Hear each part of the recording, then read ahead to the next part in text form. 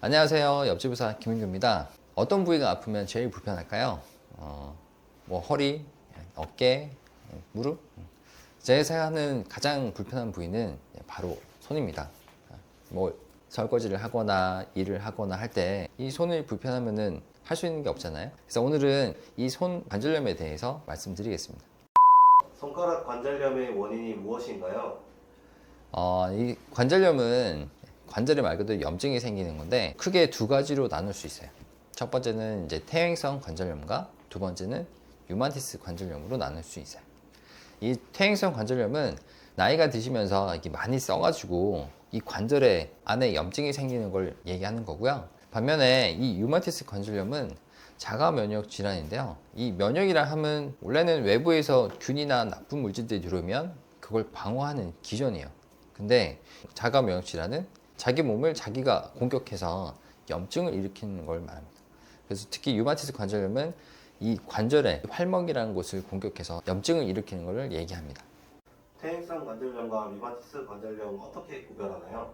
퇴행성 관절염은 많이 서서 생긴다고 했잖아요. 그래서 쓰면 쓸수록 아프고 반대로 쉬면은 괜찮아집니다. 그리고 60대에서 70대가 주로 많고요. 그리고 관절은 주로 한두 군데, 주로 많이 쓰는 부위가 아프게 됩니다.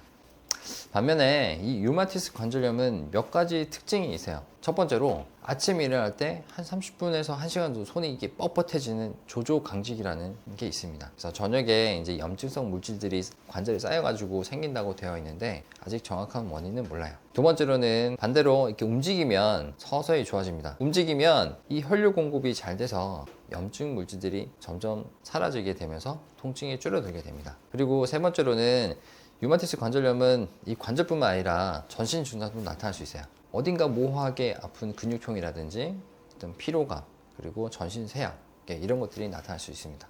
주로 30대에서 50대 젊은 계층에서 많이 생기게 됩니다. 병원에서 어떻게 진단하나요? 여러분이 언제 아프고 어떻게 아프고 어떨 때 아픈지를 잘 의사 선생님이 진찰하는 게 제일 중요해요. 그것만 잘 들어도 어느 정도 구분은 가능합니다. 그 외에 이제 혈액 검사라든지 엑스레이 검사를 기본적으로 할 수 있어요. 먼저 퇴행성 관절염은 일단 혈액 검사에서는 특별히 나오는 게 없어요. 뭐 간혹 가다가 염증성 물질들이 좀 염증 수치가 조금 높게 나올 수 있는데 그렇게 뭐 의미 있게 높게 나오진 않아요. 반면에 엑스레이 검사는 되게 중요해요. 관절 사이의 공간이 좁아져 있거나 뼈 모양이 심하게 변형이 되어 있으면 퇴행성 관절염으로 진단을 내리게 돼요. 반면에 류마티스 관절염은 의외로 엑스레이에서는 크게 정상으로 나오는 경우도 많아요. 반면에 혈액검사에서 이 류마티스 인자나 또는 항 CCP 항체라는 이런 수치가 정상보다 한 3배 이상 올라가게 되면 류마티스 관절염을 의심해 볼 수가 있어요.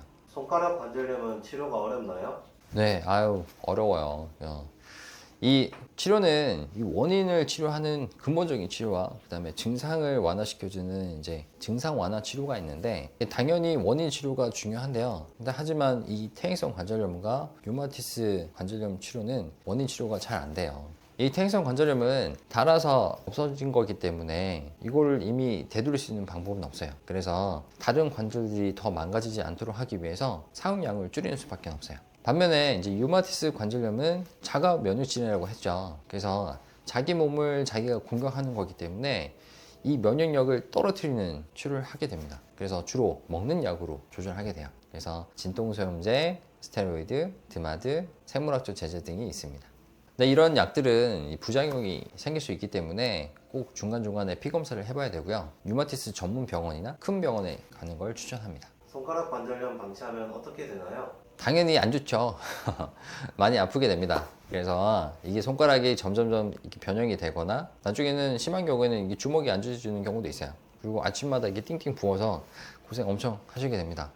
특히 이 류마티스 경우에는 발병하고 2년 이내에 치료하면 완치될 가능성이 있지만 만약에 2년 이상 지난 후에 치료하게 되면 돌이킬 수 없다고 되어 있기 때문에 손가락이 아프거나 불편하시면 바로 병원에 오셔가지고 진료를 받아보시기 바랍니다. 그리고 이 류마티스는 자가 면역 질환이라고 했죠. 그래서 관절뿐만 아니라 폐, 심장 이런 여러 가지 장기에도 영향을 미칠 수 있기 때문에 가능한 한 빨리 병원에 오셔가지고 진료를 받아보시기 바랍니다. 집에서 이 손가락 관절염을 쉽게 치료하는 방법에 대해서 간단한 영상을 만들었으니까 위 영상을 클릭하시면 보실 수 있습니다. 그리고 자세한 사항이 궁금하시면 아래 댓글에 블로그를 남겨드릴 테니 그쪽에 참조하시기 바랍니다. 오늘 영상이 도움이 되셨다면 구독과 좋아요, 알람 해주세요.